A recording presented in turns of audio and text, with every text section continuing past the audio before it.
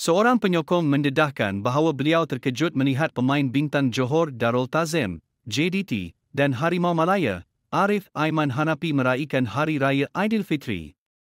Penyokong yang bernama Mohd Faisal itu telah berkongsi bahawa biarpun Arif sudah menjadi seorang pemain bola sepak yang berjaya, namun Arif tidak lupa kepada asal-usul dan tidak sombong ketika beraya bersama keluarga tercinta di Kelantan baru-baru ini.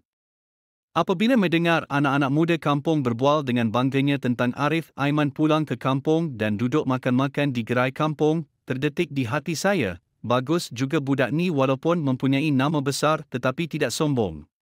Selesai menziarahi saudara, saya mahu menziarahi kawan saya, sepupu Arif Aiman. Apabila sampai di rumah keluarganya, saya melihat ramai anak-anak muda dengan motosikal di depan rumahnya.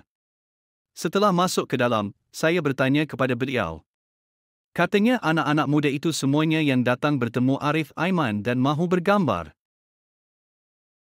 Pemain pertahanan import Penang FC, Rafael Vitor dilaporkan sedang dalam proses untuk mendapatkan kad pengenalan Malaysia sekaligus mencerahkan peluang mewakili Harimau Malaya.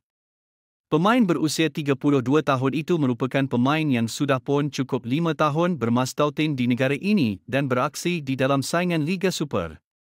Dua pemain Brazil lain yang sudah pun mempunyai penampilan bersama Harimau Malaya iaitu Endrick dos Santos dan Paulo Josu telah menjadi individu penting dalam membantu Rafael Vitor untuk merealisasikan hasrat mewakili skuad kebangsaan. Vitor ketika ditanya Stadium Astro, berjanji akan melakukan yang terbaik jika dipanggil memperkuatkan skuad kebangsaan Malaysia yang kini di bawah kendalian jurulatih dari Australia, Peter Klamovski.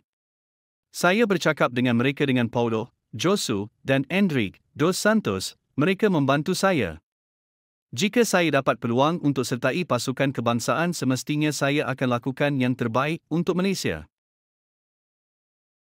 Orang kanan ketua jurulatih Harimau Malaya, Peter Klamovski didakwa hampir pasti untuk meninggalkan pasukan kebangsaan. Skuad negara beraksi cemerlang pada aksi pembukaan kumpulan F, Kelayakan Piala Asia 2027 apabila menundukkan pasukan ke-175 dunia, Nepal dengan keputusan 2-0.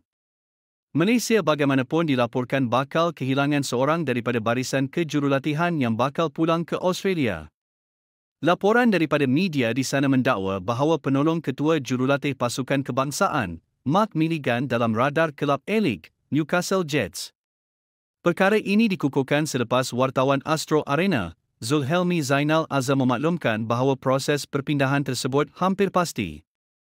Jurulatih Harimau Malaya, Peter Klamovski bakal hilang orang kanan apabila pembantunya Mark Milligan dilapor kembali ke Australia.